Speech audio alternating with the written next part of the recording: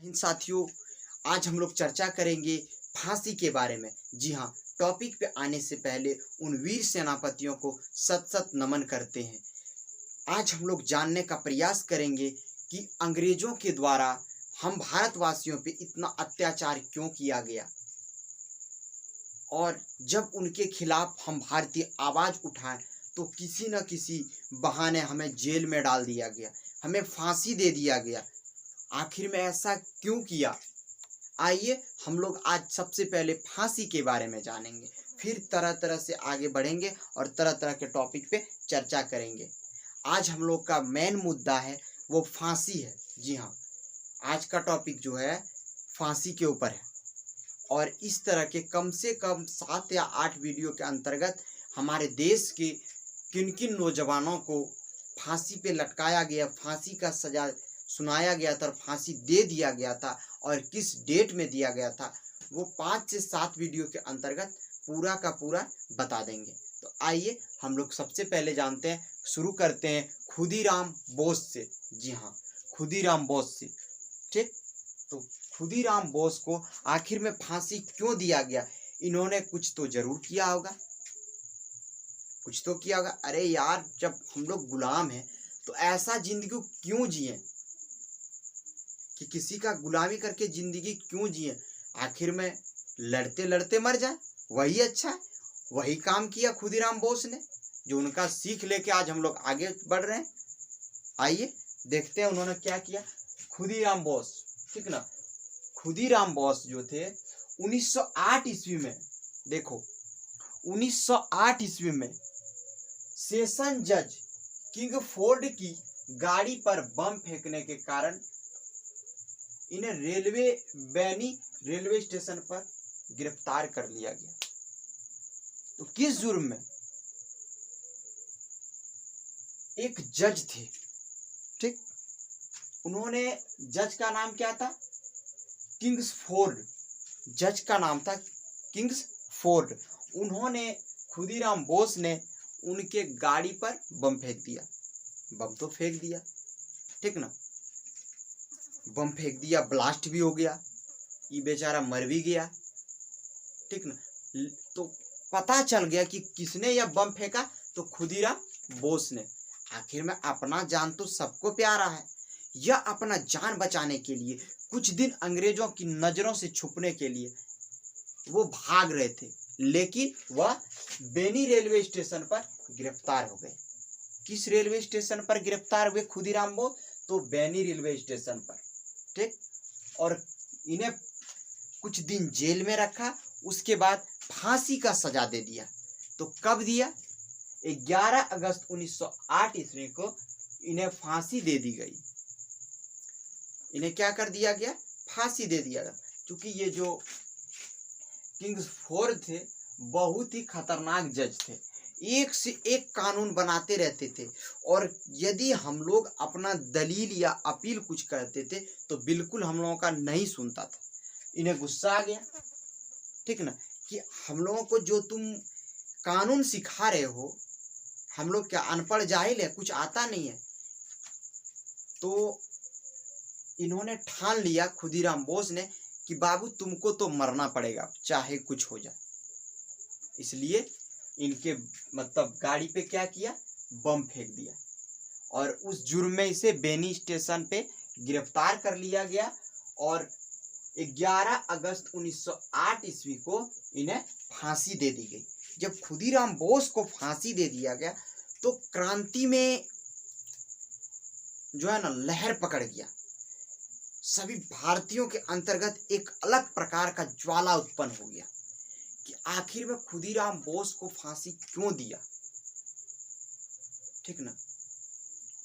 इससे भारतीयों के मन में अंग्रेजों के खिलाफ विद्रोह आ गया कि अब जो होगा सो होगा, अब अंग्रेजों से बिल्कुल नहीं डरेंगे, डट के मुकाबला करेंगे। आइए हम लोग अब अगला देखते हैं कि कौन है खुरपात है जो फिर उनको फांसी दे दिया गया। वो कौन है? अगला है राजेंद्र लाहिड़ी, ठीक। आज राजेंद्र लाहिड़ी, राजेंद्र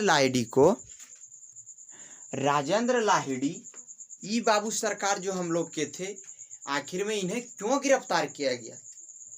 ये कुछ हेरा फेरी किया था क्या, या ये बाबू सरकार भी कुछ बम बम का भी काम किया था? आइए देखते हैं इन्होंने क्या किया, देखते हैं। दानोश्वर बम कांड, ठीक ना, सॉरी,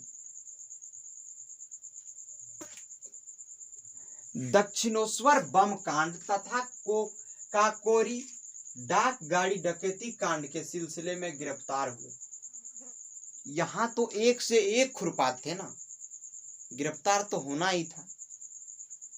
इन्होंने क्या किया था, वो जो काकोरी डाक गाड़ी जो था, जो इंग्लैंड से चल के भारत आते थे, क्योंकि तभी इतना फोन का तो जमाना था नहीं, कुछ कानून इंग्लैंड में पास होता था ना, या कोई सेनापति वहां के जो थे, ठीक ना, फिरंगी के बीच कुछ संदेश पहुंचाना था, तो क्या करता था कि उन्हें मतलब खत लिख देता था और डाक पार्सल कर दिया जाता था कि अब आपके बारे में ये लिखा, आपके बारे में ये लिखा, मैं यानी कि लेटर, समझ रहा है ना। बस उसी प्रकार यदि कोई बिल पास होता था हम भारतीयों के खिलाफ कि अब इस कानून से इन लोगों का कोई प्रभाव नहीं पड़ा, चलो अगला कुछ प्लान बनाते हैं, इनसे करना है, तो उस प्रकार के विभिन्न प्रकार के जो वहाँ से दस्तावेज आ रहे थे, कानून बन के आ रहे थे, उन्हें क्या किया देखो, काकोरी डाक गाड़ी डकैती कांड, उनको भी जो किया ना, बम कांड था, काकोरी गाड़ी डकैती कांड के सिलसिले, वो गाड़ी को मतलब क्या किया, डकैती कर लिया, और जो था उनके अंतर्गत कागजात, जब गाड़ी ये डकैती हो गया फिर बात क्या है, तो अंग्रेजों को पता चल गया कि अरे हम लोग का जो इंग्लैंड से गाड़ी आ रहा था वो अब तक पहुंचा नहीं, डाक पार्सल दिखा रहा था गाड़ी में, देखता ना वो जो आ रहा था कंटेनर हम लोग का, उसमें भरा हुआ जो था कंटेनर में सब कुछ, वो अब तक पहुंचा नहीं है, क्या बात है। तब तक पता चल गया कि अरे ये राजेंद्र जो है ना, राजेंद्र प्रसाद नहीं समझ रहे ना, राजेंद्र लाहिड़ी, इन्होंने जो है ना गाड़ी का अगवा कर लिया, यानी कि गाड़ी डकैती कर लिया। अच्छा चलो इसको भी क्या करो, गिरफ्तार करो। तब इनको क्या किया, इनको भी गिरफ्तार कर लिया गया, और 17 दिसंबर 1927 को गोंडा की जेल में इन्हें फांसी दे दी थी। सोचो कब दिया गया, इनको फांसी कब दिया, 17 दिसंबर 1927 को गोंडा की जेल में इन्हें फांसी दे दी गई। इनका भी खेल खत्म। खुदीराम बोस का कब दिया गया, तो 1908 में। राजेंद्र लाहिड़ी को कब दिया गया, तो 1927 को। अब हम लोग देखते हैं राम प्रसाद बिस्मिल्ला, सरफरोशी की तमन्ना अब हमारे दिल में, जिन्होंने ये श्लोक दिए थे, किसने दिए थे, राम प्रसाद बिस्मिल्ला। ये जो थे ना डरते नहीं थे किसी से, सबसे बड़ा खासियत इनका यही था कि ये बिल्कुल निडर थे, ठीक ना। वैसे तो सभी भारतीय निडर थे, यदि निडर नहीं रहते तो आज खदेड़ को, अंग्रेजों को हम लोग भगा नहीं पाते।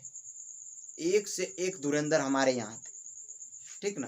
तो राम प्रसाद बिस्मिल्ला का तो कहना था कि सरफरोशी की तमन्ना अब हमारे दिल में, जो होगा देखा जाएगा। आइए इन्होंने क्या कहते हैं, मैनपुरी षड्यंत्र एवं काकोरी कांड का योजनाकार, बताइए। इनका नामे से पता चल रहा था कि काज ये कर रहा है क्या, राम प्रसाद बिस्मिल्ला। सोच लिया था कि सरफरोशी की तमन्ना। ये जो राजेंद्र लाहिड़ी ने इनका गाड़ी का अगवा किया, ठीक ना, दक्षिणेश्वरी बम कांड तथा काकोरी डाक गाड़ी डकैती कांड जो किया, वो दिमाग देने वाला यही था, राम प्रसाद बिस्मिल्ला ही दिमाग देने वाला था। ये राजेंद्र जी सुनिए ना, हाँ, अभी जो इंग्लैंड से आ रहा है ना एकदम कंटेनर भर के, योजना हम लोगों के खिलाफ, वो गाड़ी को अगवा कर लेना है और बम से उड़ा देना है एकदम, ठीक ना, चिंता मत कीजिए। एकदम सही बोले आप बिस्मिल्ला जी, ठीक ना, एकदम सही बोले। तो ई बाबू सरकार के कहने पर ही बाबू सरकार उसका अगवा कर लिया। अंग्रेज को इनको खूब मारा पीटा, एकदम खूब टॉर्चर किया राजेंद्र लाहिड़ी को, कि बता रे ये प्लान किसका था रे, गड़िया जो हम लोग का डकैती किया है तुम, ये प्लान किसका था और बम से उड़ा दिया, ये प्लान किसका था बता। ये बेचारा कुछ खोला नहीं, मुंह अपना नहीं खोला। लेकिन अंग्रेज भी तो बहुत चालाक थे ना, चालाक थे तब ये ना 100 साल 125 साल राज हम लोग के सोने की चिड़िया को एकदम मतलब क्या कहते हैं बटोर लिया एकदम, और खोखला बना के छोड़ दिया और बेचारा सब चल गया लात जूता खा के यहाँ से, ठीक ना। तो पता चल गया उनको कि अरे सरफरोशी की तमन्ना अब हमारे दिल में, राम प्रसाद बिस्मिल्ला जी का ही काम होगा, तो अल्लाह उनको भी गिरफ्तार करो रे। ई बाबू सरकार हो गया, कहानी खत्म इसका। बिस्मिल्ला खां जी का गिरफ्तार हो गया। मैनपुरी षड्यंत्र एवं काकोरी कांड का योजनाकार कौन, तो राम प्रसाद बिस्मिल्ला। कंपटीशन का एग्जाम में पूछता है ऐसा सवाल कि काकोरी कांड का योजनाकार कौन था, योजना बुद्धि देने वाला कौन था, तो राम प्रसाद बिस्मिल्ला, ठीक। इस कांड में इसे बंदी बनाया गया, इसे बंदी बना लिया, क्या कर लिया, बंदी बना लिया। और बंदी बना के इसको भी बेचारा खूब टॉर्चर किया। के बिस्मिल्ला बोलो रे, ये सब दिमाग में तुम्हारा बुद्धि के दिया। और सोच तुम कैसे लिया, हम ब्रिटिश सरकार के खिलाफ इतना बड़ा षड्यंत्र रचे, तुम सोच कैसे सकता। ये बेचारा भी शांत रहा कि सरफरोशी की तमन्ना अब हमारे दिल में, मार कोड़ा एकदम।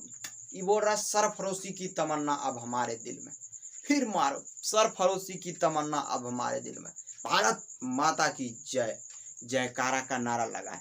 लेकिन ये बेचारे भी अपना मुंह से कुछ नहीं खोला। लास्ट में क्या किया, 19 दिसंबर 1927 को देखो, 17 दिसंबर को दिया किनको, राजेंद्र लाहिड़ी को 17 दिसंबर को फांसी दिया, और राम प्रसाद बिस्मिल्ला को 19 दिसंबर को फांसी दे दिया गया। 2 दिन का अंतर रहा इन दोनों का फांसी में, क्योंकि ये दोनों, इनका मास्टरमाइंड यही ना था, राजेंद्र का मास्टरमाइंड राम प्रसाद जी। तो बेचारा क्या किया, 2 दिन के अंतर में दोनों का कहानी खत्म कर दिया। 19 दिसंबर 1927 को गोरखपुर जेल में फांसी दे दी गई। राम प्रसाद बिस्मिल्ला को गोरखपुर के जेल में क्या किया, फांसी दे दिया गया। इनका भी चैप्टर क्लोज, ठीक, इनका चैप्टर क्लोज। अब देख रहा है कि खुदीराम बोस को फांसी का सजा दे दिया, राजेंद्र लाहिड़ी को फांसी का सजा दे दिया, राम प्रसाद बिस्मिल्ला जी को फांसी का सजा दे दिया। तो इस प्रकार से विभिन्न प्रांतों के जो क्रांतिकारी थे, ठीक ना, क्योंकि भारत की मामूली देश तो है नहीं, तो विभिन्न प्रांतों में विभिन्न राज्य, राजनीति प्रांत समझ लो, अब राज्य समझो, ठीक ना। तो पता चला कि अरे खुदीराम बोस को फांसी हो गया, अच्छा उसके बाद रे राजेंद्र लाहिड़ी को भी फांसी हो गया, राम प्रसाद बिस्मिल्ला जी को भी फांसी हो गया। ये खबर एकदम बिल्कुल आग की तरह सनसना के फैल गया, और भारतीयों में आक्रोश आ गया अंग्रेजों के खिलाफ। क्या हो गया, आक्रोश आ गया, और क्रांति और भी तेज हो गई। दोस्तों यदि वीडियो अच्छा लगे जरूर लाइक कीजिएगा। जो भी साथी इस चैनल से नए जुड़े हैं बेल आइकन दबाकर चैनल को सब्सक्राइब कर लीजिएगा, और वीडियो को शेयर जरूर कीजिएगा, अपने दोस्तों तक जरूर पहुंचाइएगा। अब हम लोग मिलते हैं पार्ट 2 में, अगला वीडियो में आप सबों से। अब बिस्मिल्ला जी के बाद किनका नंबर आता है, भगत सिंह का आता है, सुखदेव का आता है, या राजगुरु का आता है, हम लोग उसे जानने का प्रयास करेंगे। धन्यवाद।